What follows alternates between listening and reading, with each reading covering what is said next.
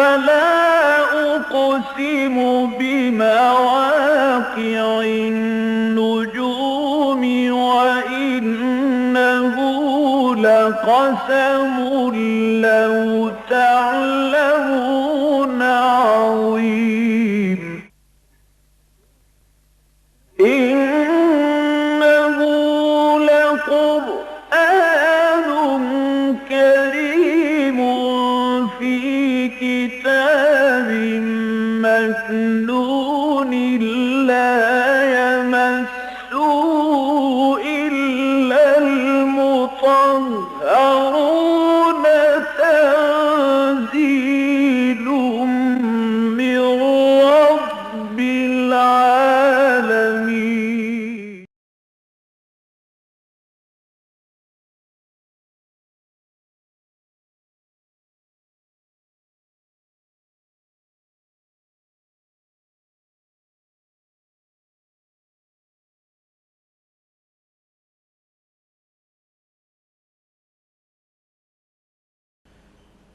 أعوذ بالله من الشيطان الرجيم.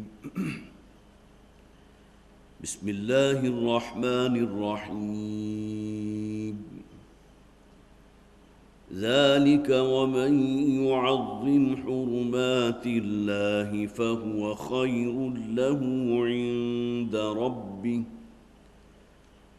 وأحلت لكم الأنعام إلا ما يتلى عليكم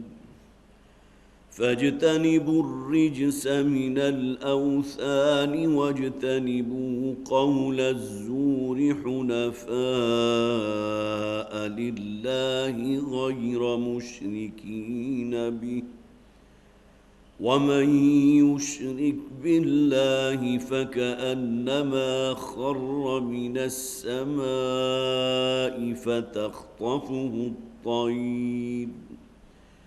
فتخطفه الطير أو تهوي به الريح في مكان سحيق. ذلك ومن يعظم شعائر الله فإنها من تقوى القلوب. لكم فيها منافع إلى أجل مسمى ثم محلها إلى البيت العتيق. ولكل أمة جعلنا منسكا ليذكروا اسم الله على ما رزقهم من بهيمة الأنعام فإلهكم إله واحد فله أسلموا. وبشر المخبتين الذين إذا ذكر الله وجلت قلوبهم والصابرين على ما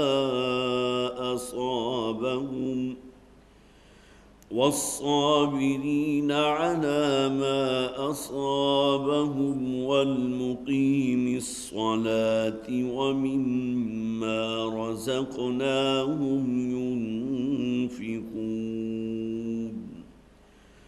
والبدن جعلناها لكم من شعائر الله لكم فيها خير فاذكروا اسم الله عليها صواف فإذا وجبت جنوبها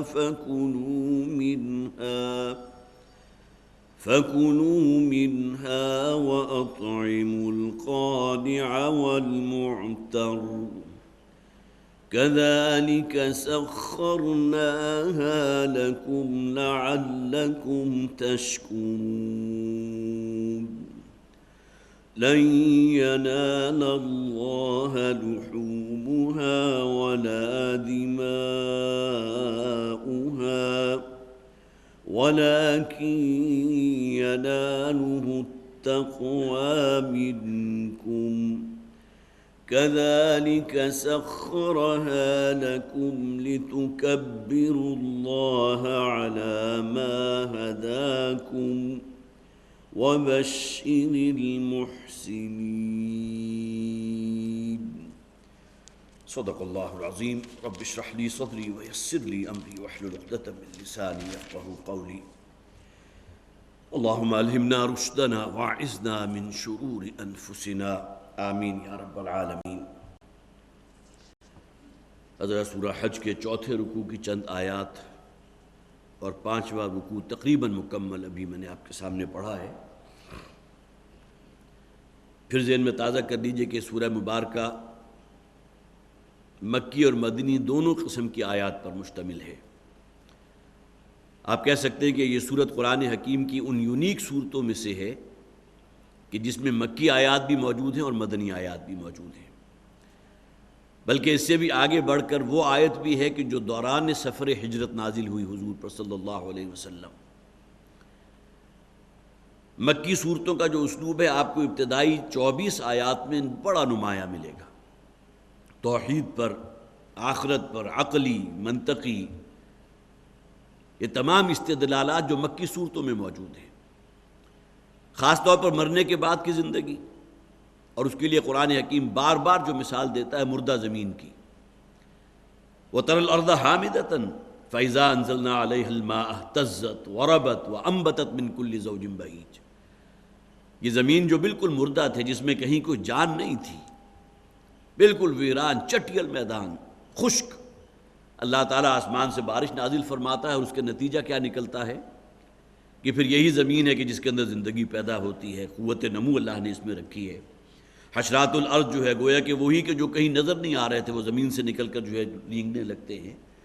اور پھر یہ کہ انواع و اقسام کے پودے جو ہے خضرو قسم کی اور بہت خوبصورت پودے، بہت خوبصورت پھولوں والے پودے وہ بھی نکل آتے ہیں۔ تو گویا کہ یہ دلیل قرآن حکیم قائم کرتا ہے کہ اللہ تعالیٰ تمہیں بھی اسی طرح اس زمین سے نکال کر زندہ کر دے گا۔ کذالک تخرجون، جہاں کہیں بھی زمین کی مثال آئی قرآن حکیم میں بطور دلیل بحث بعد الموت پر، تو آخر میں کیا کہا گیا؟ کذالک تخرجون، اسی طرح ہم تمہیں بھی اس زمین سے نکال کر دوبارہ زندہ کر دیں گے۔ جبکہ اس وقت کا اصل المیہ کیا تھا کہ ایمان بالآخرت کا، خاص طور پر مرنے کے بعد کی زندگی، یہ تصور ان کے لیے محال تھا۔ ہیہات ہیہات لما توعدون، کیا بات کر رہے ہو؟ ہمارے آباء و اجداد جنہیں سینکڑوں بلکہ ہزاروں برس ہو گئے،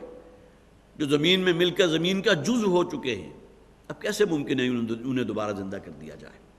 اب یہ ابتدائی 24 آیات جو ہیں اس کے اندر بڑی نمایاں طور پر، جیسا کہ میں نے عرض کیا تھا، وہی بالکل مکی انداز آپ کو ملے گا۔ لیکن 25ویں آیت جو ہے اس کو خاص طور پر نوٹ کیجئے، جو پچھلی مرتبہ ہم نے پڑھی تھی، ان الذين كفروا ويصدون عن سبيل الله المسجد الحرام جعلناه للناس سواء العاكف فيه والباد، کہ 25ویں آیت سے آ کر ایک دم جو ہے مضمون مڑ گیا۔ اب یہاں سے گویا کہ وہ مدنی آیات کا سلسلہ شروع ہو رہا ہے۔ یہ نہیں کہ اب آخر تک مدنی آیات ہے، درمیان میں پھر آپ کو مکی آیات مل جائیں گی، لیکن یہ کہ اصل میں وہ مسجد حرام کے جو توحید کا مرکز تھا، نہ صرف تھا بلکہ ہے اور ہونا چاہیے، اب وہاں شرک کی نجاستیں بھی بہت ہی انتہائی بدترین شکل میں، کہ کوئی قربانی کا جانور اگر بیت اللہ کے لیے جو ہے نظر مانا ہے، اس کو قربان کیا ہے، تو اس کا گوشت جو ہے وہ تو ڈھیر لگا دیتے تھے بیت اللہ کے دروازے کے سامنے، اور اس کا خون جو ہے بیت اللہ کی دیواروں پر لتھیڑ دیا کرتے تھے۔ اب ظاہر ہے ظاہری نجاست جو ہے وہ بالکل آخری درجے کی ہے، اور اس کی وجہ سے کس قدر تعفن بھی ہوتا ہوگا، کس قدر بدبو بھی ہوتی ہوگی، دیکھنے میں بھی کس قدر جو ہے گھناؤنا منظر ہے۔ لہذا مسلمانوں کے جذبات کو ابھارا جا رہا ہے کہ مسجد حرام جو توحید کا مرکز ہونا چاہیے، یہاں یہ تو تسلط میں ہے مشرکین کے، لہذا توجہ دلائی گئی ہے، ترغیب دی گئی ہے کہ اب تمہیں وہ کام کرنا ہے جس کے لیے ہم نے محمد رسول اللہ صلی اللہ علیہ وسلم کو مبعوث فرمایا۔ نقطہ آغاز یہی ہوگا کہ جزیرہ نما عرب کی حد تک اللہ تعالیٰ کا دین قائم ہوگا، غالب ہوگا، لیکن یہ کہ سب سے پہلے اس بیت اللہ کو تو تسلط سے آزاد کراؤ۔ اس لیے کہ یہ جو حکم تھا، جو پہلے بھی میں عرض کر چکا کہ جب تک مکی زندگی ہے نبی اکرم صلی اللہ علیہ وسلم کے جو حیات طیبہ کا دور ہے، تو مسلمانوں کو کیا حکم تھا؟ کفو ایدیکم، اپنے ہاتھوں کو بندھے رکھو۔ اپنی جان کی مدافعت میں بھی تم اپنے ہاتھ نہیں اٹھا سکتے۔ لیکن یہ کہ وہ آیت جو دوران سفر ہجرت نازل ہوئی، اذن للذین یقاتلون بانہم ظلموا وان اللہ علی نصرہم لقدیر، آج ہاتھ کھول دیے گئے، اجازت دے دی گئی ان لوگوں کو جن پر ظلم ہوا تھا، جن پر عرصہ حیات تنگ کر دیا گیا تھا۔ ان کا جرم کیا تھا؟ وہ صرف ایک اللہ کے ماننے والے تھے۔ حضرت بلال رضی اللہ تعالیٰ عنہ کی زبان سے جو الفاظ نکلے تھے آپ حضرات کو خوب اچھی طرح معلوم ہے، احد احد احد۔ بدترین قسم کی پرسیکیوشن اور ٹارچر ہو رہا ہے حضرت بلال پر، لیکن یہ کہ زبان پر ایک ہی الفاظ ہے، احد احد، وہ اللہ ایک ہے، اللہ ایک ہے۔ میں گویا کہ انکار کرتا ہوں یہ جتنے بھی باطل معبودان تم نے بنا رکھے ہیں ان میں سے کسی کو میں ماننے والا نہیں، میں صرف ایک اللہ کو مانتا ہوں۔ تو یہاں مسجد حرام، ظاہر ہے کہ وہ لوگ جو اب توحید کی چھتری تلے آ چکے ہیں، ان کے دلوں میں مسجد حرام کے لیے، بیت اللہ کے لیے کس قدر محبت تھی۔ خود نبی اکرم صلی اللہ علیہ وسلم نے جب ہجرت فرما دی ہے اور آپ نے 16 یا 17 مہینے بیت المقدس کی طرف جو رخ کر کے نماز ادا کی، لیکن آپ کی کیفیت جو ہے قرآن حکیم میں بیان ہوئی ہے کہ اللہ تعالیٰ فرماتے ہیں کہ ہم دیکھتے رہیں، قد نرا تقلب وجہک فی السماء، آپ کا بار بار آپ کے چہرے کا، آپ کی نگاہوں کا آسمان کی طرف اٹھنا ہم دیکھتے رہے ہیں، اس انتظار میں کہ کب اللہ تعالیٰ کی طرف سے وحی نازل ہو اور میں اپنے رخ کو بیت المقدس کی بجائے بیت اللہ کی طرف کروں۔ تو جو ایک جذباتی لگاؤ اور محبت کا معاملہ ہر مسلمان کے دل میں بیت اللہ کے ساتھ تھا، یہ گویا کہ یہ موقع ہے کہ جب ہجرت ہو رہی ہے یا ہو چکی ہے تو اس موقع پر ان جذبات کو ابھارا جائے کہ اس بیت اللہ کو مشرکین کے تسلط سے اور ان نجاستوں سے، شرک کی نجاست بھی اور اس میں پھر ظاہری نجاست بھی، وہ خون جس کے ذریعے اس کو لتھیڑ دیتے تھے، ان تمام چیزوں سے اسے گویا کہ نجات دلانا اب تمہارے ذمہ ہے۔ اب یہ وہ مضامین تھے کہ جو ہم پڑھ چکے ہیں، اس کے صرف میں نے آپ کے سامنے اعادہ کیا ہے۔ اب آئیے اگلی آیات کی طرف۔ چوتھے رکوع میں اصل میں جو ذکر شروع ہوا تھا، بیت اللہ کے ذکر سے آغاز ہوا، اور اس کے فوراً بعد حضرت ابراہیم علیہ السلام کہ جنہوں نے گویا کہ بیت اللہ کی تعمیر کی تھی، ان بنیادوں کو بلند کیا تھا، وہ بنیادیں جو پہلے سے موجود تھیں۔ اور یہ بات میں پہلے بھی عرض کر چکا ہوں، عام طور پر قبلہ اول کہہ دیا جاتا ہے بیت المقدس کو، قبلہ اول تو بیت اللہ ہے۔ ان اول بیت وضع للناس للذی ببکہ، بکہ کسے کہتے ہیں؟ ارض مکہ کو۔ سب سے پہلا گھر جو تعمیر ہوا تھا اللہ تعالیٰ کی وحدانیت کا مظہر، اور گویا کہ وہ اللہ کی بندگی کے لیے لوگوں کو جمع کرنے والا تھا، وہ تھا جو شہر مکہ میں تھا، الذی ببکہ، جو شہر مکہ میں موجود ہے۔ تو معلوم ہوا کہ قبلہ اول تو بیت اللہ ہے ہمیشہ سے۔ یہ تو پھر بعد میں کسی ادوار میں جو ہے منہدم ہو گیا، بعض حضرات کی رائے جیسا کہ میں نے عرض بھی کیا تھا کہ حضرت نوح علیہ السلام کے دور میں جو وہ ایک طوفان آیا تھا اور وہ جو شدید تمام جو ہے لوگ ہلاک کر دیے گئے، اس میں شاید یہ گھر جو ہے یہ بھی کہیں دریا برد ہو گیا تھا، بہرحال واللہ عالم۔ لیکن یہ کہ پھر اللہ تعالیٰ نے حضرت ابراہیم علیہ السلام کو جو آغاز ہوا تھا چوتھے رکوع کا، وَإِذْ بَوَّأْنَا لِإِبْرَاهِيمَ مَكَانَ الْبَيْتِ أَلَّا تُشْرِكْ بِي شَيْئًا، اور جب کہ ہم نے ٹھیک ٹھیک نشاندہی کر دی ابراہیم علیہ السلام کے لیے اس بیت اللہ کے بنیادوں کی، مکان البیت، جس جگہ وہ بیت اللہ موجود تھا۔ اور اس کے بعد پھر ذکر ہے سورہ بقرہ کے اندر، وَإِذْ يَرْفَعُ إِبْرَاهِيمُ الْقَوَاعِدَ مِنَ الْبَيْتِ وَإِسْمَاعِيلُ، اور جب کہ حضرت ابراہیم اور حضرت اسماعیل دونوں مل کر بیت اللہ کی دیواروں کو بلند کر رہے تھے، تعمیر نو ہو رہی ہے بیت اللہ کی۔ اس میں ہم نے پڑھ لیا کہ حضرت ابراہیم علیہ السلام کو حکم ہوا وَأَذِّن فِي النَّاسِ بِالْحَجِّ يَأْتُوكَ رِجَالًا وَعَلَىٰ كُلِّ ضَامِرٍ، ابراہیم ذرا کسی بلند جگہ پر کھڑا ہو کر اب یہ نعرہ لگاؤ، نعرہ توحید بھی ہے، اور اس بیت اللہ کے لیے لوگوں کو دعوت دو، حج کی دعوت دو۔ وَأَذِّن فِي النَّاسِ بِالْحَجِّ، اور اس موقع پر روایات میں ہے کہ حضرت ابراہیم علیہ السلام نے بڑا متعجب ہو کر سوال کیا تھا کہ اس ویرانے میں، بیابان میں، کہیں دور دور تک کہیں جہاں کوئی آبادی نہیں ہے، کون ہوگا کہ جو میری اس پکار کو سنے گا؟ لیکن ایک حضرت ابراہیم علیہ السلام کی اس ندا یا اس پکار کو کہاں تک اللہ تعالیٰ نے پہنچایا، اور آج ہم دیکھتے ہیں کہ دنیا کے کونے کونے سے جہاں کہیں بھی کوئی مسلمان ہے، اس کے دل کی جو شدید ترین آرزو ہوتی ہے وہ یہ کہ ایک مرتبہ حج کر لیا جائے، جیسے استطاعت ہو، وَلِلَّهِ عَلَى النَّاسِ حِجُّ الْبَيْتِ مَنِ اسْتَطَاعَ إِلَيْهِ سَبِيلًا، اور ظاہر ہے کہ محبت اللہ تعالیٰ نے دلوں میں پیدا کی ہے نا، وہ حضرت ابراہیم علیہ السلام کی اس پکار کا نتیجہ تھا۔ وَأَذِّن فِي النَّاسِ بِالْحَجِّ يَأْتُوكَ رِجَالًا وَعَلَىٰ كُلِّ ضَامِرٍ۔ اس کے بعد پھر احرام کی پابندیوں کا ذکر تھا جو ہم نے پچھلی مرتبہ پڑھی، پھر ان جانوروں کا ذکر، ان حیوانات کا ذکر کہ جنہیں اللہ کے نام کے ساتھ جو ذبح کیا جاتا ہے ان کا ذکر تھا۔ ثم ليقضوا تفثهم، اور اس کے بعد پھر یہ احرام سے باہر آ گئے اور اپنی جو بھی ظاہری نجاستیں ہیں، جو میل کچیل ہے، خوب اچھی طرح نہائے دھوئے، کپڑے تبدیل کیے، طواف زیارت اس کے بعد ہوتا ہے. وہ تمام جو ہے چیزیں ہم پچھلی مرتبہ پڑھ چکے ہیں. اور پھر ذہن میں نوٹ کر لیجیے کہ 10 ذی الحجہ کے جو 4 آپ کو مختلف جو ہے وہ اعمال کرنے ہوتے ہیں، اس کے لیے بڑی پیاری اصطلاح ہے را نون ہا اور طا، رنحت. را اصل میں رمی ہے، وہ جمرات کو جو آپ کنکریاں مانتے ہیں. سب سے پہلا کام 10 ذی الحجہ کو آپ مزدلفہ سے جیسے ہی واپس آئے تو آگے سب سے پہلا کام آپ نے یہ کرنا ہے. اور اس کے بعد پھر ہے نون، را نون، نون سے نحر ہوا، پھر آپ نے قربانی کا جانور اللہ کے راستے میں قربان کرنا. پھر حلق کرنا ہے، گویا کہ سر کو منڈانا ہے. اور وہاں بھی میں نے آپ کو حضور کی وہ حدیث سنائی تھی جس میں نبی اکرم صلی اللہ علیہ وسلم نے 3 مرتبہ مغفرت کی دعا کی ان لوگوں کے لیے جو حج کے موقع پر یا عمرے کے موقع پر سر کو منڈوا دیتے ہیں. منڈوا دینا بھائی مانا کہ سر کو تمام بالوں کو بالکل جڑ سے صاف کر دینا. لیکن جو لوگ قصر کرواتے ہیں، کترواتے ہیں، کوئی موٹی مشین لگوا لی یا کہ خوب اچھی طرح حجامت کروا لی، بال چھوٹے کروا لیے، ان کے لیے بھی حضور نے مغفرت کی دعا فرمائی. لیکن 1 مرتبہ، 3 مرتبہ آپ نے فرمایا کہ مغفرت ہو ان لوگوں کی اے پروردگار کہ جو حلق کرتے ہیں. اور 1 مرتبہ آپ نے فرمایا وہ لوگ کہ جو قصر کرتے ہیں. اس کا ذکر بھی ہم نے پڑھ لیا.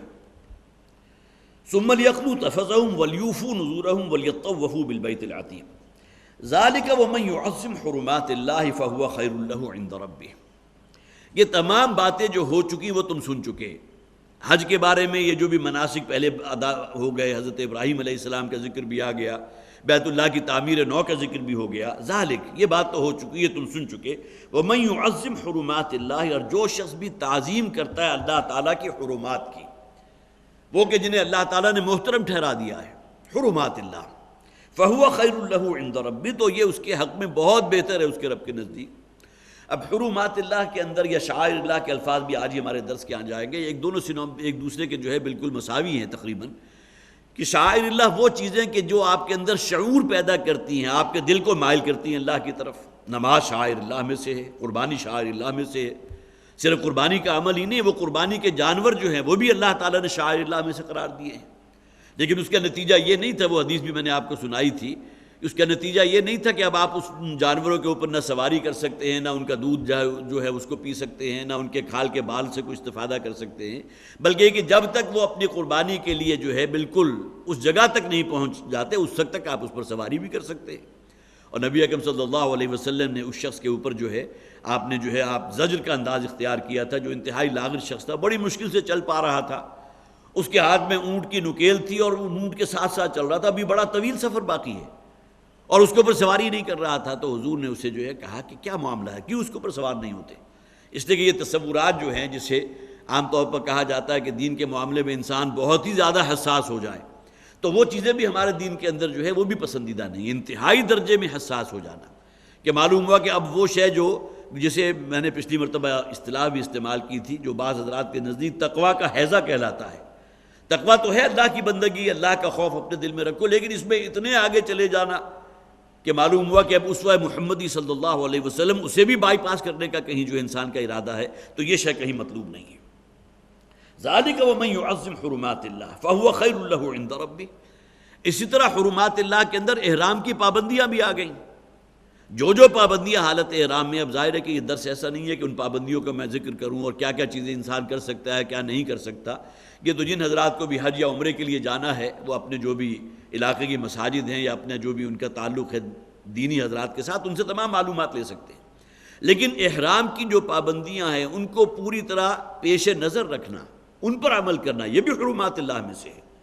فہو خیر له عند ربی، تو یقیناً یہ ان کے رب کے نزدیک بہت بہتر ہے. وَأُحِلَّتْ لَكُمُ الْأَنْعَامُ إِلَّا مَا يُتْلَى عَلَيْكُمْ، اور تمہارے لیے وہ چوپائے حلال کر دیے گئے ہیں، گویا کہ تمام چوپائے حلال ہیں سوائے ان کے کہ جو تمہیں پہلے بتا دیا گیا. إِلَّا مَا يُتْلَى عَلَيْكُمْ. اب یہاں خاص طور پر نوٹ کر لیجئے کہ قرآن حکیم میں غالباً سورہ بقرہ کے اندر آیا ہے حرمت علیکم المیتۃ والدم ولحم الخنزیر وما اہل لغیر اللہ. یہ 4 چیزیں ہیں کہ جن کا ذکر قرآن میں غالباً 3 یا 4 مقامات پر ہے.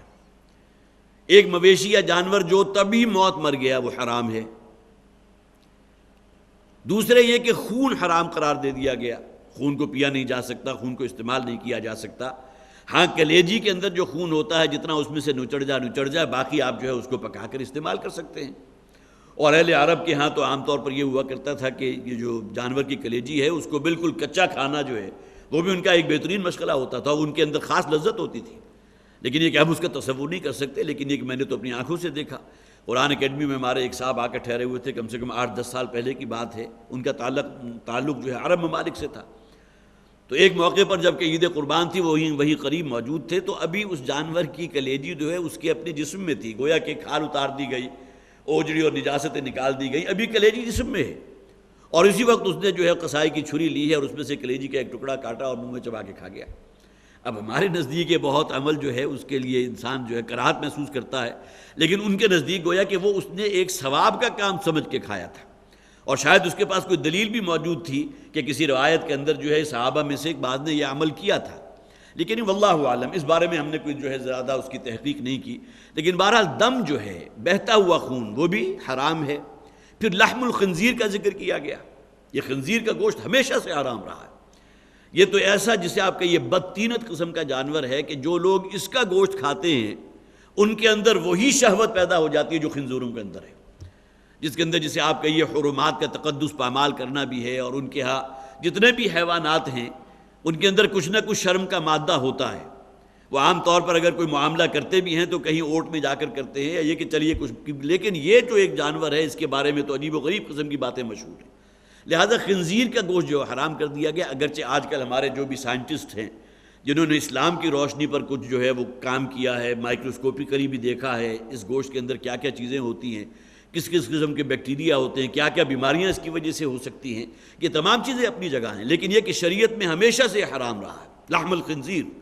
خنزیر کا گوشت۔ اور پھر یہ کہ خواہ کوئی جانور چوپایا جو ہے، بھیڑ ہے، بکری ہے، اونٹ ہے، گائے ہے، لیکن اگر آپ نے اللہ کے سوا کسی اور کا نام لے کر اسے ذبح کیا، وَمَا أُهِلَّ بِهِ لِغَيْرِ اللَّهِ، وہ بھی اللہ کے نزدیک جو حرام ہے۔ یہ 4 چیزیں ہیں جسے فرمایا گیا إِلَّا مَا يُتْلَى عَلَيْكُمْ، سوائے ان 4 چیزوں کے جو اللہ نے منع کر دیا ہے، جو تمہیں پہلے پڑھ کر سنا دی گئی ہیں، باقی تمام چوپائے تمہارے لیے حلال ہیں۔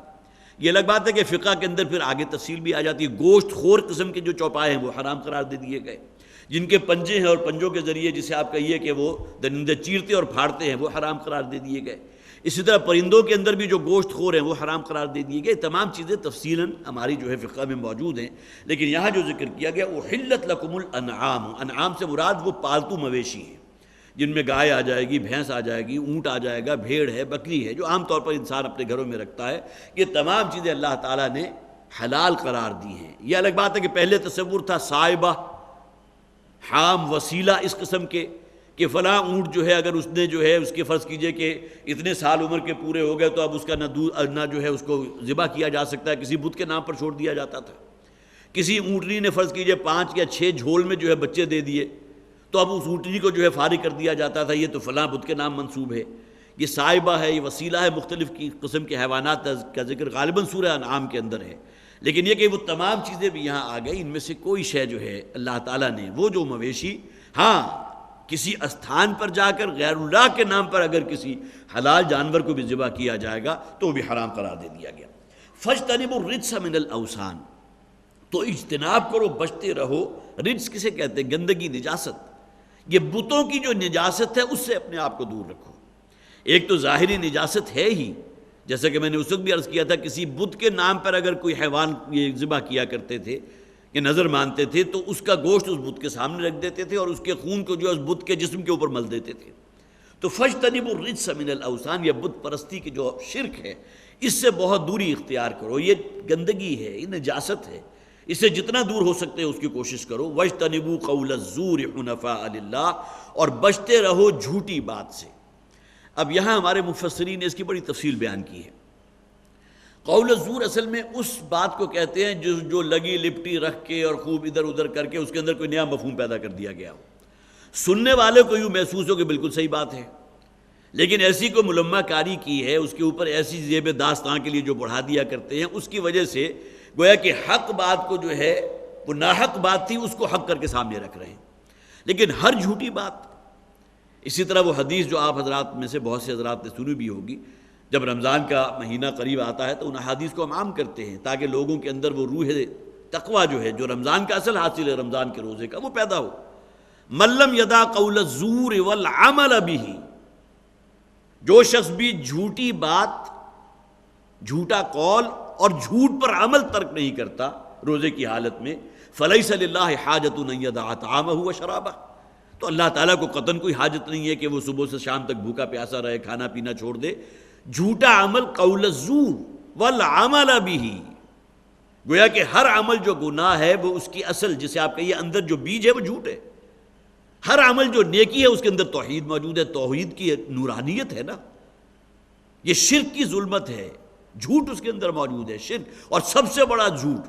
ان الشرک لظلم عظیم، جو شے اللہ کی جانب منسوب کر دی جائے، گویا کہ فلاں ہے کہ جسے اللہ تعالیٰ نے اپنے خدائی اختیارات میں سے یہ دے دیے، فلاں دیوی جو ہے اس کو جو ہے بارشوں کے برسانے کی ڈیوٹی دے دی۔ اب اللہ تعالیٰ نے ان اختیارات کی بندر بانٹ جو ہے اپنے نائبین کو تو نہیں کی، یہ بہت بڑا جھوٹ ہے جو اللہ تعالیٰ کے اوپر باندھا جا رہا ہے۔ ومن اظلم ممن افترى علی اللہ کذبا، قرآن حکیم میں جہاں بھی آتا ہے وہ شخص کہ جس نے اللہ پر جھوٹ باندھا ہو، اس سے بڑھ کر ظالم اور کوئی نہیں ہے۔ گویا کہ خلاف حقیقت ایک بات ہے اور آپ منسوب کر رہے ہیں وہ اللہ کی طرف، تو من لم یدع قول الزور والعمل به فلیس للہ حاجۃ ان یدع طعامہ وشرابہ۔ اسی طرح جھوٹی گواہی دینا، اس کے بارے میں ایک حدیث موجود ہے، حضرت عبد الرحمن ابن ابی بکر رضی اللہ تعالیٰ عنہ اس کے راوی ہے، مسلم شریف میں یہ حدیث موجود ہے کہ حضور ایک موقع پر صحابہ کی محفل میں موجود تھے، تو آپ نے فرمایا کہ کیا میں تمہیں بڑے بڑے گناہوں کا جو بھی ان کا ذکر ہے کیا وہ میں تمہارے سامنے نہ کروں؟ تو صحابہ کرام نے کیوں نہیں، آپ فرمائیے کون سے گناہ ہیں جو بہت بڑے ہیں، اللہ کی نگاہ میں بہت ہی، جسے آپ کہیے کہ اپنے گناہ کے اندر بہت زیادہ آگے بڑھے ہوئے گناہ ہیں۔ تو نبی اکرم صلی اللہ علیہ وسلم نے کہا سب سے پہلے شرک ہے، دوسرے والدین کی نافرمانی۔ یہ حدیث جو ہے آپ کو جا بجا مل جائیں گی، اس لیے کہ اللہ تعالیٰ نے اپنے حق کے بعد فارغ ترین حق والدین کا رکھا ہے، انشکر لی ولوالدیک، کہ شکر گزاری اختیار کرو میری اور اپنے والدین کی۔ وقضى ربک الا تعبدوا الا ایاہ وبالوالدین احسانا، اللہ تعالیٰ نے یہ بات تو طے کر دی ہے کہ اللہ کے سوا اور کسی کی بندگی نہیں ہوگی، اور والدین کے ساتھ اس نے سلوک اس درجے تاکید کہ اللہ کے حق کے بعد فائق ترین حق والدین کا ہے۔ اور وہاں بھی والدہ کا حق آپ حضرات کا علم ہے کہ والد کی نسبت 3 گنا ہے، جو ایک حدیث میں ہمارے سامنے آتا ہے۔ تو حضور نے فرمایا سب سے پہلا جو بڑے بڑے گناہ حضور نے فرمائے تھے، اللہ کے ساتھ کسی کو شریک ٹھہرا دینا، والدین کی نافرمانی کرنا، پھر آپ نے فرمایا جھوٹ بولنا اور جھوٹی گواہی دینا، جھوٹ بولنا جھوٹی گواہی دینا، جھوٹ بولنا جھوٹی گواہی دینا۔ اور حضرت عبد الرحمن ابن ابی بکر فرماتے ہیں حضور مسلسل یہ کہتے گئے، آپ چشم تصور میں دیکھیں کہ گویا کہ وہاں آپ نے شرک کا ذکر کیا، والدین کی نافرمانی کا ذکر کیا، اور اس کے بعد متعدد مرتبہ آپ نے فرمایا جھوٹ بولنا اور جھوٹی گواہی دینا، جھوٹ بولنا جھوٹی گواہی دینا، کہ حضرت عبد الرحمن ابن ابی بکر فرماتے ہیں کہ ہمیں یہ اندازہ ہونے لگا کہ شاید حضور کہیں چپ ہوں گے ہی نہیں اور اسی کی تکرار کرتے رہیں گے۔ اللہ کی نگاہ میں اسی وجہ سے لعنت اللہ علی الکاذبین جو کہا جاتا ہے، قرآن میں بھی موجود ہے کہ اللہ کی لعنت ہوتی ہے جھوٹ بولنے والوں پر، لیکن یہ جھوٹ ہماری زندگیوں میں اس درجے سرایت کر چکا ہے کہ واقعہ یہ ہے کہ جانتے بوجھتے اگر کوئی شخص جھوٹ بولتا ہے تو وہ اپنا انجام خود سمجھ لے۔ اور نبی اکرم صلی اللہ علیہ وسلم کی یہ حدیث جو مسلم شریف میں موجود ہے، حضرت عبد الرحمن ابن ابی بکر رضی اللہ تعالیٰ عنہ اس کے راوی ہیں کہ حضور نے پہلے 2 گناہوں کا جو ذکر کیا جو بہت ہی شدید گناہ ہیں، اللہ کی جناب میں شرک کرنا، والدین کی نافرمانی کرنا، اور اس کے بعد آپ متواتر کہتے رہے، اور حضرت عبد الرحمن فرماتے ہیں کہ ہمیں یہ اندازہ ہوا کہ شاید آپ چپ ہی نہیں ہوں گے اور یہ کہتے چلے جائیں گے۔ تو فاجتنبوا الرجس من الاوثان واجتنبوا قول الزور۔ اسی طرح سورہ، میں نے یہ بھی نوٹ کیا ہوا تھا کہ سورہ فرقان کا جو غالباً آخری رکوع ہمارے اس منتخب نصاب میں شامل ہے، وہاں بھی عباد الرحمن کی جو خاص اوصاف کا ذکر کیا گیا، والذین لا یشہدون الزور واذا مروا باللغو مروا کراما، یہ جھوٹی گواہی دینا تو اللہ کی نگاہ میں اتنا بڑا جرم ہے، اتنا بڑا ظلم ہے کہ جس کا آپ اندازہ نہیں کر سکتے۔ اور حضرت عمر رضی اللہ تعالیٰ عنہ کے زمانے میں باقاعدہ یہ معاملہ ہوا کرتا تھا، اور یہ جو ہے سیرت کی کتابوں میں بھی اس کا ذکر کیا گیا، احادیث میں بھی ذکر یقیناً ہوگا کہ حضرت عمر رضی اللہ تعالیٰ عنہ کے دور میں جو شخص بھی جھوٹی گواہی کے معاملے میں پکڑا گیا کہ اس نے جھوٹی گواہی دی تھی، تو آپ کیا کیا کرتے تھے، آپ اس کے پیٹھ پر کوڑے برسایا کرتے تھے، وَيُحْلِقْ رَأْسُهُ يُذْنِبْ ظَهْرُهُ، کہ اس کی پیٹھ پر تو کوڑے برساتے تھے، وَيُحْلِقْ رَأْسُهُ، اور اس کے سر کو جو ہے وہ حلق کروا دیا کرتے تھے، منڈوا دیتے تھے۔ وَيُسْخِمْ وَجْهُهُ، اور اس کے چہرے کو سیاہ کر دیتے تھے، کالک مل دیتے تھے۔ وَيُطَالُ حَسْبُهُ، اور اس کے بعد اسے جو ہے پس زندہ ڈال دیتے تھے بڑے طویل عرصے کے لیے۔ اب معلوم ہوا کہ ایک وہ شخص کے جو جھوٹی گواہی دے رہا ہے اور ثابت ہو گیا اس نے جھوٹی گواہی دی، اس کے ساتھ یہ تعزیر جو ہے ہمارے دین میں حضرت عمر رضی اللہ تعالیٰ عنہ کا اپنا فعل ہے، آپ یہ کیا کرتے تھے۔ لیکن یہ کہ آج کے دور میں آپ دیکھ لیجئے کہ جھوٹی گواہی دینے والے کتنے موجود ہیں۔ آپ عدالتوں میں چلے جائیں اور آپ کو ایسے پروفیشنل مل جائیں گے کہ وہ قرآن پر ہاتھ رکھ کر گواہی دیں گے کہ ہاں جی جو فلاں واقعہ ہوا تھا میں وہاں خود موجود تھا، میں نے اپنی آنکھوں سے دیکھا، حالانکہ انہیں وہ واقعہ ڈکٹیٹ کرایا گیا ہوتا ہے۔ جو اپنے حق میں جس نے گواہی دلوانی ہے 5-10 ہزار روپے کے اندر یہ لوگ بیچ دیتے ہیں اپنا ایمان، اور قرآن پر ہاتھ رکھ کر جو ہے گواہی دیتے ہیں۔ اب ان کا جو انجام ہوگا اس کو آپ اپنے ذہن میں رکھیے۔ اور حضور صلی اللہ علیہ وسلم کی وہ حدیث کے جس میں آپ بار بار تکرار کرتے رہے، جھوٹ بولنا اور جھوٹ کی گواہی دینا، جھوٹ بولنا اور جھوٹی گواہی دینا، اور پھر حضرت عمر رضی اللہ تعالیٰ عنہ کے دور میں جو تعزیر جو ہوتی تھی، اس کا چہرہ جو ہے کالک مل دی جاتی تھی، سر منڈوا دیا جاتا تھا، اور خوب پیٹھ کے اوپر جو ہے درے لگائے جاتے تھے، اور اس کے بعد اسے پس زندہ ڈال دیا جاتا تھا۔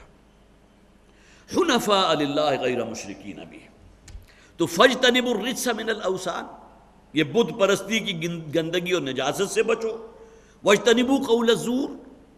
اور جھوٹی بات سے، جھوٹی گواہی سے، جھوٹے عمل سے، گویا کہ ہر عمل جو ہے جو گناہ کا عمل ہے وہ جھوٹ میں آ گیا۔ حنفاء للہ، اور اپنے آپ کو یکسو کر لو اللہ کے لیے۔ حنیف کسے کہتے ہیں؟ جو شرک کی راہوں کو چھوڑ کر اپنے آپ کو توحید کے رستے پر لے آیا ہو۔ حضرت ابراہیم علیہ السلام کے لیے الفاظ موجود ہے قرآن حکیم میں، اس لیے کہ انہوں نے شعور کی آنکھ کھولی تھی تو بت پرستی بھی تھی، اور ستارہ پرستی بھی تھی، اور سورج پرستش بھی تھی، سب کچھ تھا، لیکن آخر میں ان کی زبان پر جو لارا آیا وہ کیا تھا؟ انی وجہت وجہی للذی فطر السماوات والارض حنیفا وما انا من المشرکین۔ گویا کہ شرک کی جتنی بھی نجاستیں ہیں، جو کجراہیں ہیں، جو گندگیاں ہیں،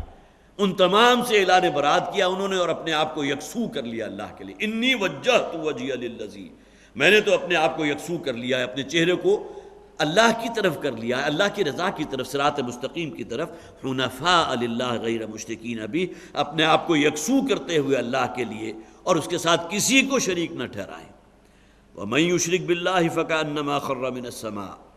اسی آیت کے دوسرے حصے میں بیان فرما دیا گیا، وہ شخص کہ جو اللہ کے ساتھ شرک کر رہا ہے اس کی مثال تو ایسی ہے جیسے بہت بلندی سے کہیں دھکا دے دیا گیا ہو، بلندی سے گرا دیا گیا ہو۔ فَتَخْطَفُهُ الطَّيْرُ، اور رستے میں جو کوئی گوشت خور قسم کے پرندے ہیں وہ رستے ہی میں اس کے اوپر تباہ آزمائی شروع کر دیں، اس کا گوشت نوچنا شروع کر دیں، وہ بلندی سے آ رہا ہے۔ اور شاہین ہے، چیلیں ہیں، عقاب ہیں۔ آپ حضرات نے دیکھا بھی ہوگا جب ہم بچپن میں ہوتے تو یہ کھیل بھی کیا کرتے تھے بعض اوقات، کہ گوشت کی بوٹی جو ہے کہیں لے کر اوپر فضا میں اٹھا لی اور پھر یہ چیل آئے اور جھپٹا مار کے اس کو چلی گئی۔ لیکن یہ کہ یہ معاملہ ہوتا ہے، جو بھی گوشت خور پرندے ہوتے ہیں وہ یہ اس طرح کی کام کیا کرتے ہیں۔ تو اس شخص کی مثال جو اللہ کے ساتھ شرک کر رہا ہے، قرآن حکیم کیا دے رہا ہے؟ فَكَأَنَّمَا خَرَّ مِنَ السَّمَاءِ، گویا کہ وہ گر رہا ہو بہت بلندی سے، اسے دھکا دیا گیا ہے، کہیں سے اوپر سے نیچے آ رہا ہے۔ فَتَخْطَفُهُ الطَّيْرُ، اور پرندے جو ہے اس کو نوچ رہے ہیں، اس کا گوشت اس کی ہڈیوں سے جدا کر رہے ہیں۔ أَوْ تَهْوِي بِهِ الرِّيحُ فِي مَكَانٍ سَحِيقٍ، اور پھر اسی شخص کو جو تیز و تند ہوا لے جا کر کہیں ویرانے میں، گہرائی میں، گھاٹی میں جا کر پٹک دے۔ یہ کیفیت ہے نفسیاتی اس شخص کی کہ جو اللہ کے ساتھ شرک کرتا ہے۔ ایک وہ ہے کہ جس کی تمام توقعات صرف ایک ذات کے ساتھ ہے، وہی حاجت روا بھی ہے، وہی مشکل کشا بھی ہے، وہی جو ہے شفا دینے والا بھی ہے، وہی روزی رساں بھی ہے، صرف ایک ذات ہے نا۔ ایک وہ ہے جو سینکڑوں خداؤں کا ماننے والا ہے، کہیں فلاں خدا ناراض نہ ہو جائے، فلاں کا معاملہ ہو جائے، فلاں کی طرف سے کوئی عذاب نہ آ جائے، فلاں کی ناراضگی مول نہ لوں، زمین و آسمان کا فرق۔ اور سب سے بڑھ کر یہ کہ جو شخص اس توحید کی رسی کو اپنے ہاتھ سے چھوڑ دیتا ہے وہ پھر اب بے لنگر کا جہاز ہے۔ پھر یہ خونخوار پرندے جو ہیں انسانوں کی شکل میں بھی موجود ہوتے ہیں، باطل نظریات ہیں، مختلف قسم کے سوالات انسان کے ذہنوں میں پیدا کر دینے والے۔ اگر تم مانتے ہو کہ ہر شے جو ہے کوئی پیدا کرنے والا ہونا چاہیے تو جواب دو اللہ کو کس نے پیدا کیا؟ اب اس قسم کے سوالات جب آپ کریں گے اور تقدیر کے مسئلے کے اوپر جو لوگوں کو گمراہ کر دیں گے تو یہ لوگ بھی ان شکاری پرندوں سے کم نہیں ہیں جو کسی جو ہے کوئی جسم اگر اوپر سے بلندی سے نیچے گرایا جائے تو اس کو جس طرح نوچتے ہیں، اس طرح کے یہ انسانوں کی شکل میں بھیڑیے ہیں کہ جو انسانوں میں موجود ہیں۔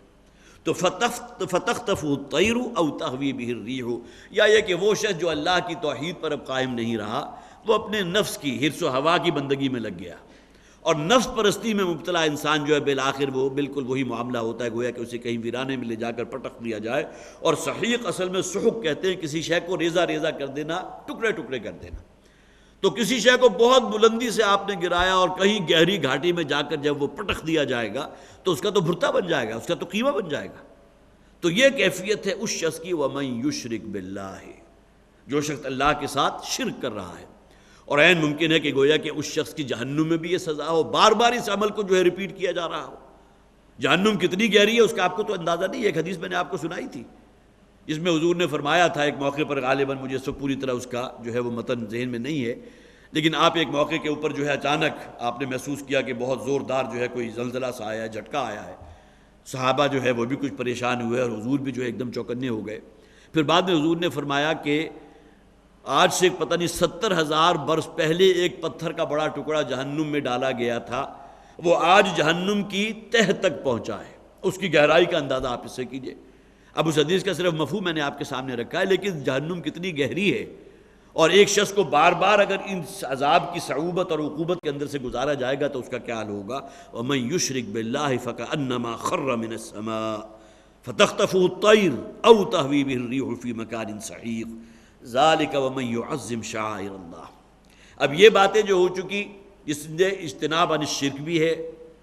جھوٹے قول سے بچنا، جھوٹے عمل سے بچنا، جھوٹی گواہی سے بچنا، اپنے آپ کو یکسو کر لینا اللہ کی طرف، اور اس کے بعد شرک کا انجام بھی بیان کر دیا گیا۔ ذالک، یہ باتیں تو ہو چکی ہے، تم سن چکے۔ وَمَن يُعَظِّمْ شَعَائِرَ اللَّهِ فَإِنَّهَا مِن تَقْوَى الْقُلُوبِ، اور جو شخص بھی تعظیم کرتا ہے اللہ تعالیٰ کے شعائر کی۔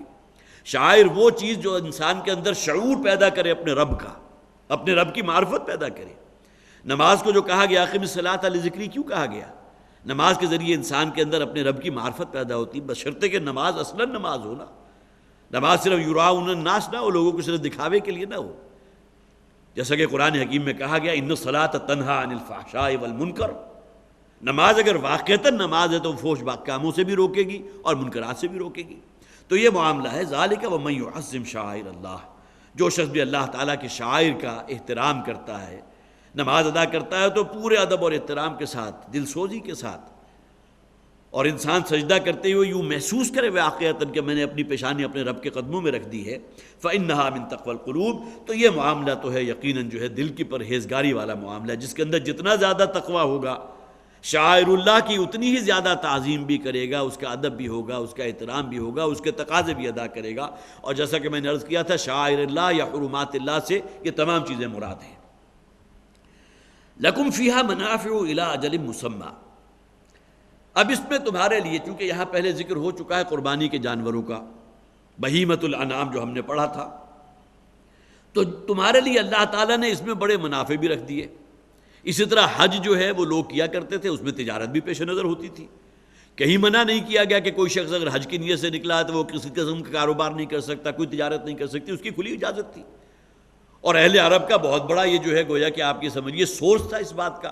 کہ ایام حج میں جو ہے ان کے بازار بھی لگے کرتے تھے، اور دور دراز کے قبائل کے لوگ آ کر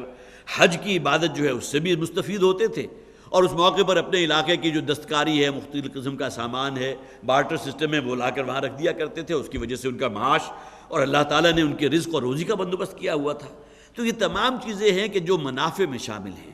قربانی کا جانور آپ نے اللہ کے رستے میں ذبح کیا، اس کا گوشت استعمال کیجئے، اس کے کھال سے جو ہے اپنے لیے لباس بنائیے۔ اس کے کھال سے مجھے یاد ہے، میرا بالکل بچپن کی بات ہے، ہمارے گھر میں ایک جو ہے وہ ہرن کی کھال کی جائے نماز ہوا کرتی تھی، اور وہ ہماری دادی اللہ تعالیٰ انہیں غریق رحمت کرے تو ان کے استعمال میں ہوا کرتی تھی۔ وہ بہت عرصہ رہی، ہم بچپن سے نوجوانی تک بھی پہنچ گئے، پھر جوانی تک بھی پہنچ گئے، لیکن یہ کہ انہیں بڑی محبت تھی اس کھال کے ساتھ، وہ کہیں کسی نے تحفے میں دی تھی، اور ہرن کی کھال تھی کہ جس کی وہ دبازت یا دباغت کہتے ہیں غالباً، اس کے بعد جو ہے اس کو باقاعدہ پروسیس کیا جاتا تھا، اس مقصد کے لیے استعمال ہوتی تھی۔ اسی طرح اونٹ کی کھال اگر پوری کی پوری حاصل ہو جائے تو ایک اچھا بڑا جو ہے خیمہ جو ہے اس سے بن سکتا ہے۔ یہ تمام چیزیں اللہ تعالیٰ نے منافع رکھ دی ہیں تمہارے لیے۔ لَكُمْ فِيهَا مَنَافِعُ إِلَىٰ أَجَلٍ مُّسَمًّى، اور اس سے تم منفعت حاصل کر سکتے ہو،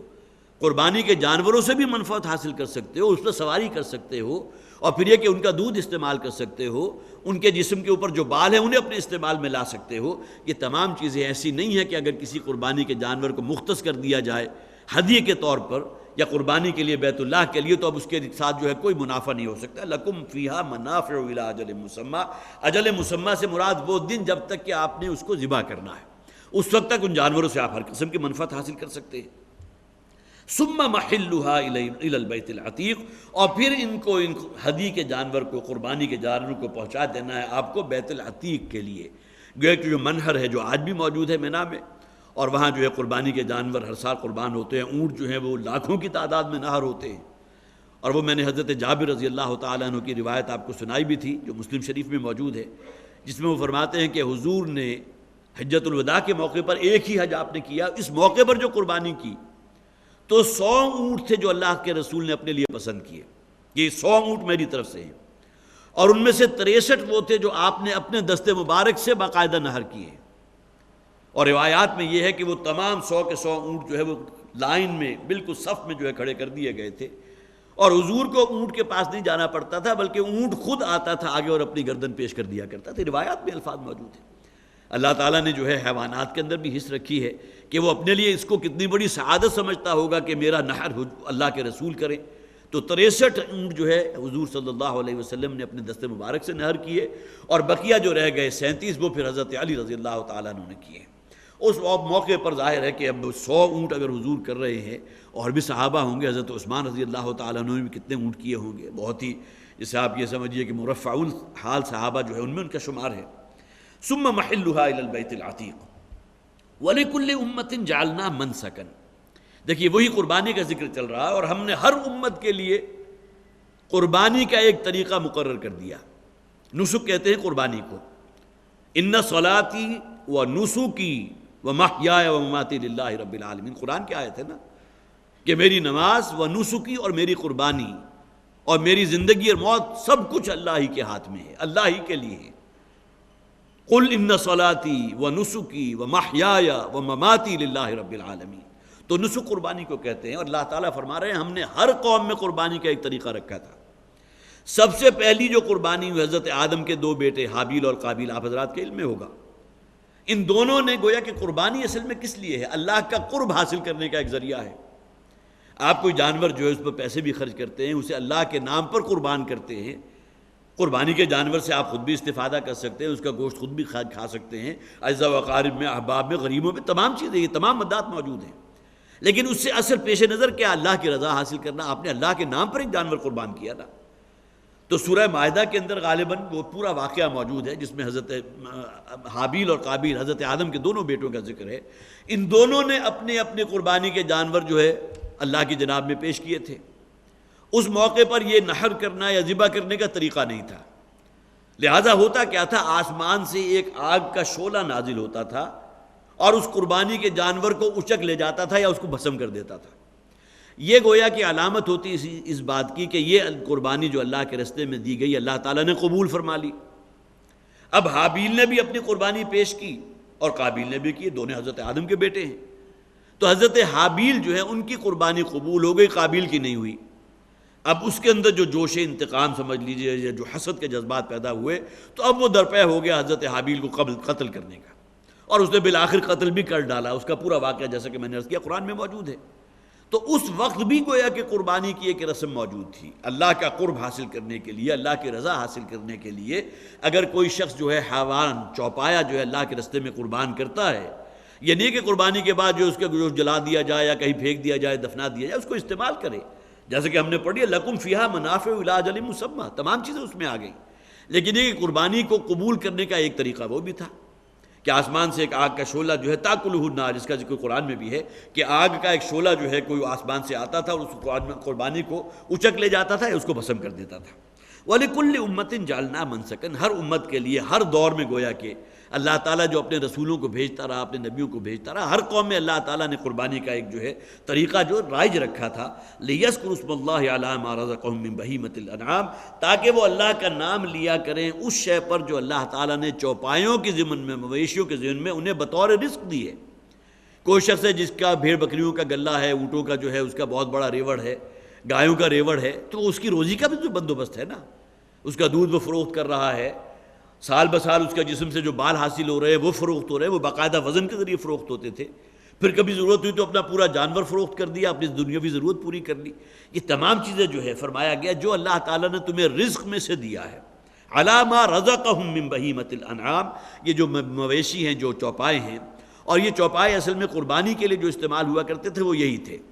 جس میں گائے ہے، گائے کے ساتھ آپ جو ہے وہ بھینس بھی شامل کر سکتے ہیں، نر اور مادہ دونوں،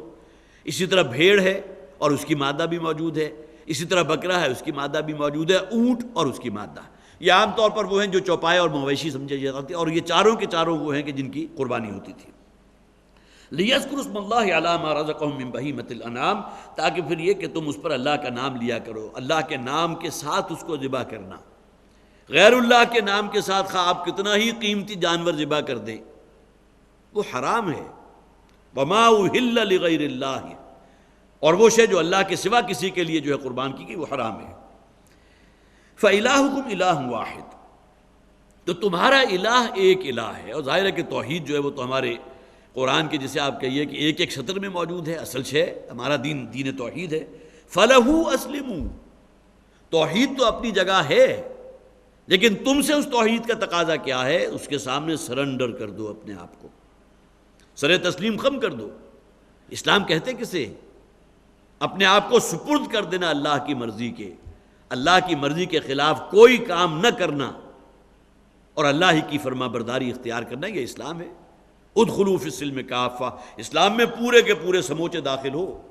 یہ نہ ہو کہ تمہاری زندگی کا ایک حصہ جو ہے وہ تو اسلام پر عمل ہو رہا ہے، اور زندگی کا بہت بڑا حصہ جو میں عام طور پر کہا کرتا ہوں جس کا تعلق ہمارے معاش اور معاشرت سے ہے، اس میں ایسی چیزیں موجود ہوں جو غیر اسلامی ہیں، جو اللہ کو پسند نہیں ہے، بے پردگی ہے، بے حیائی ہے، رزق کے اندر کوئی معاش میں کوئی حرام شامل ہو گیا ہے، کوئی رشوت خوری ہے،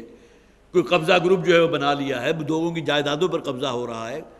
اور پھر یہ کہ اپنے مال کو ذریعہ بنایا جا رہا ہے دنیاوی وجاہت حاصل کرنے کے لیے، یہاں کا سٹیٹس بلند ہو جائے۔ اب یہ تمام چیزیں وہ ہیں جو اس نے آپ کے اس پاکیزہ رزق کو حرام کر دیا۔ تو فرمایا گیا فَإِلَٰهُكُمْ إِلَٰهٌ وَاحِدٌ فَلَهُ أَسْلِمُوا، اسی کے سامنے جو ہے سرنڈر ہو جاؤ، اسی کی بندگی اختیار کرو، اسی کے حکم پر عمل کرو۔ وَبَشِّرِ الْمُخْبِتِينَ، اور اے نبی صلی اللہ علیہ وسلم آپ تو خوشخبری سنا دیجئے مخبتین کو۔ اخبات کسے کہتے ہیں؟ یہ بہت ہی جامع لفظ ہے، اس کی 3 ڈائمنشنز ہیں۔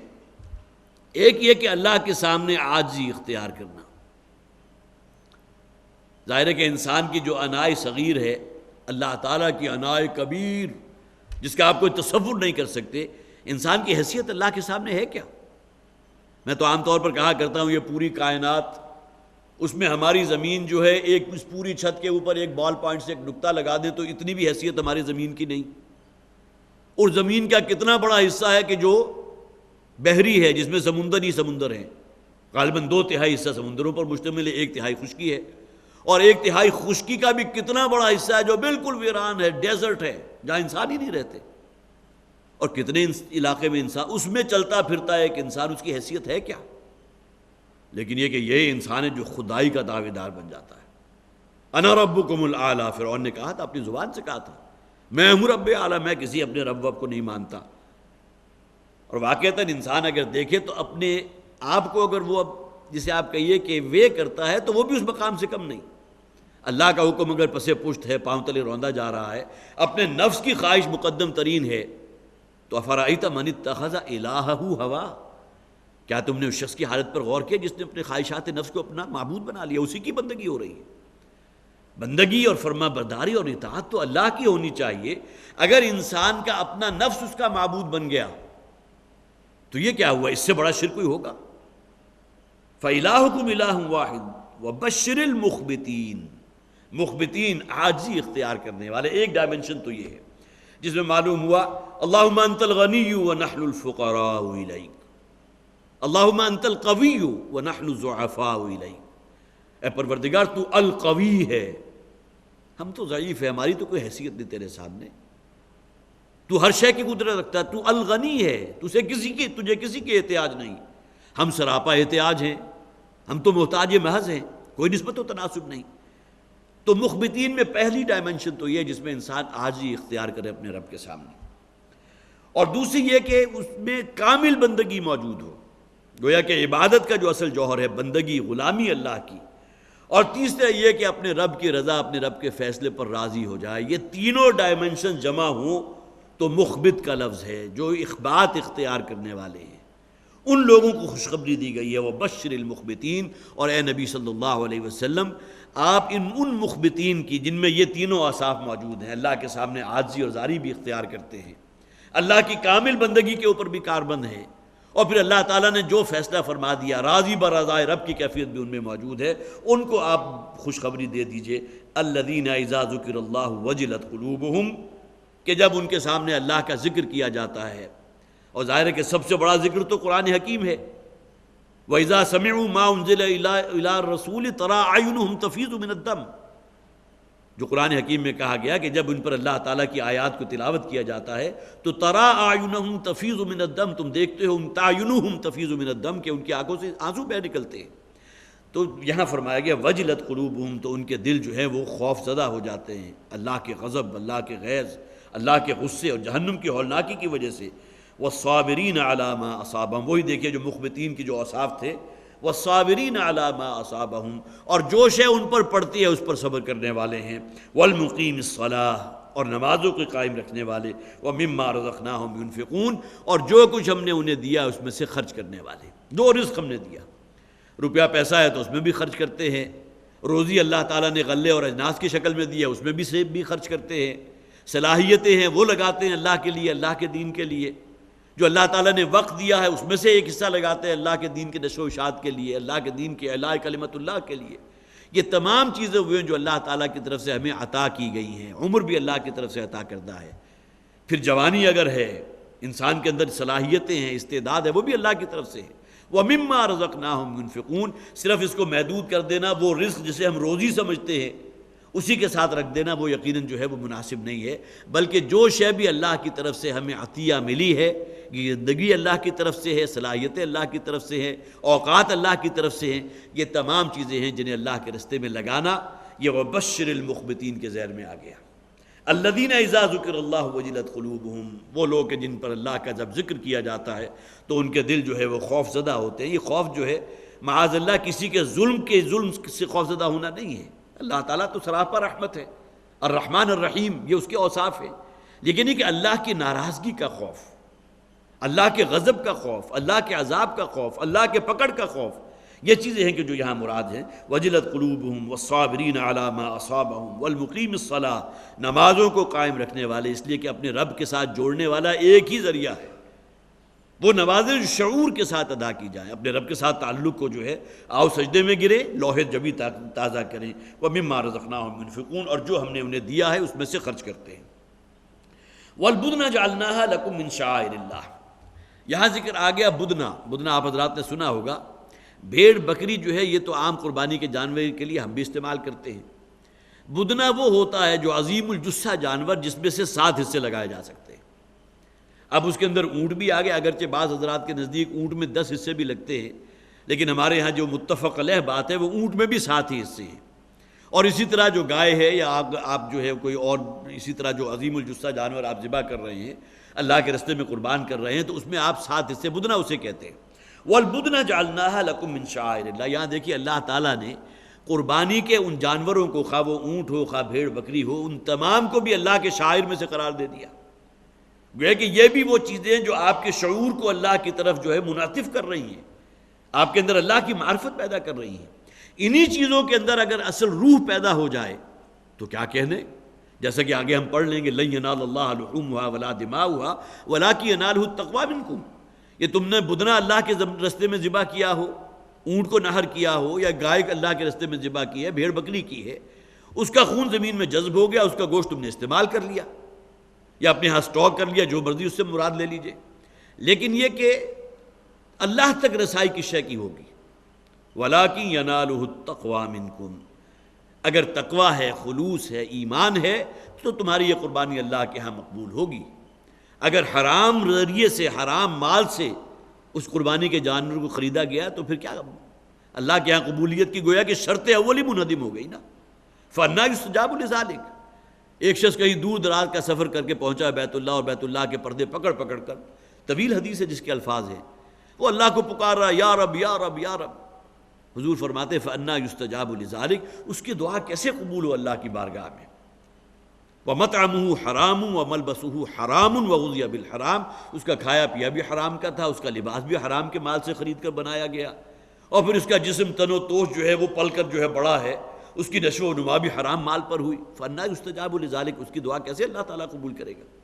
گویا کہ جسے آپ بس کی گانٹھ کہیں گے، جو انر کور ہے وہ تو عقل حلال ہے۔